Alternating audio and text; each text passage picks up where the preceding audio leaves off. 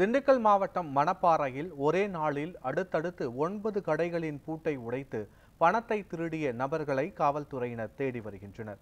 மணப்பாறை பூங்கா சாலையில் அமைந்துள்ள மண்டிக் கடைகள் மற்றும் மளிகை கடைகள் என 9 கடைகளின் பூட்டை கடந்த சனிக்கிழமை உடைக்கப்பட்டு பணம் திருடப்பட்ட சம்பவம் அப்பகுதியினரிடையே அச்சத்தை ஏற்படுத்தியுள்ளது. செந்தில்குமார் என்பவருக்கு சொந்தமான பாக்குத்தட்டு மண்டியில் 12,000 ரூபாய் ரொக்கமும், விநாயகம் என்பவரின் மளிகை கடையிலிருந்து 20,000, மண்டிக்கடை ஒன்றில் இருந்து 10,000 ரூபாய் ஆகியவற்றை அடையாளம் தெரியாத நபர்கள் திருடி சென்றுள்ளனர். மேலும் அப்பகுதியில் உள்ள டெய்லர் கடை, கோழிக்கடை, நாடக நடிகர்களின் சங்க அலுவலகம் ஆகியவற்றிலும் மர்ம நபர்கள் திருடியுள்ளதாக கூறப்படுகிறது.